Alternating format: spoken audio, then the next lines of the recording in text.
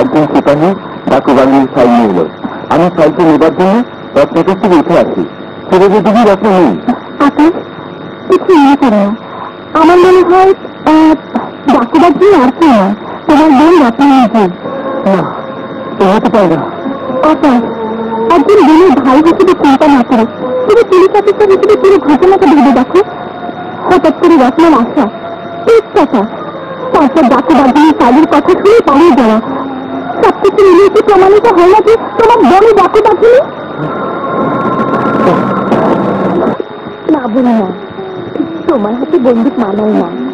তুমি বড় হবে, তোমার হাতে মেহেদি পড়াবো, ঘোড়ায় তুমি তোমার বর আসবে, তোমাকে রাজকন্যার মতো সেই ঘরে চড়িয়ে নিয়ে যাবে। আমি তো তোমাকে ঠিক কোথাও যাবো না, ছোট না।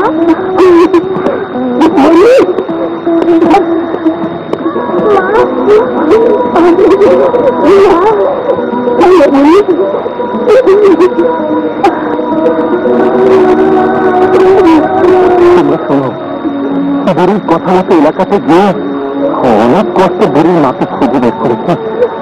আজ বুড়ির মা করে তোমাদের কাছ থেকে নিয়ে যাবে।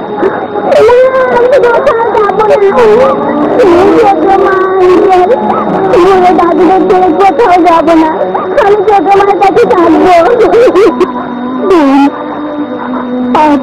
আমার মেয়ে আমার বুকে ফিরিয়ে দাও। আপনি আপনি না, মুন্নির প্রতি আপনার অধিকার। আমি তো মুন্নিকে জন্ম দিয়েছি, আসলে মুন্নির নতুন জীবন দিয়েছে, তাই আমি মুন্নির মা, তুমি বুড়ির মা। তোমার বুড়িকে আমার আসলে দেখতে যাবো। আমি ছোট মার কাছে থাকবো, ছোট মাকে ছাড়া তোমার সাথে যাবো না। ছোট মা, তুমি কিছু বলো, কথা বলছো না কেন?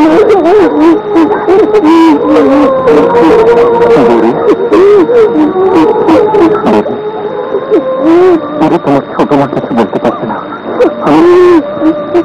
আমি ফোটাফুটি করতে চাই। আমি সবাইকে জিজ্ঞেস করতে চাই, তুমি কার কাছে থাকবে?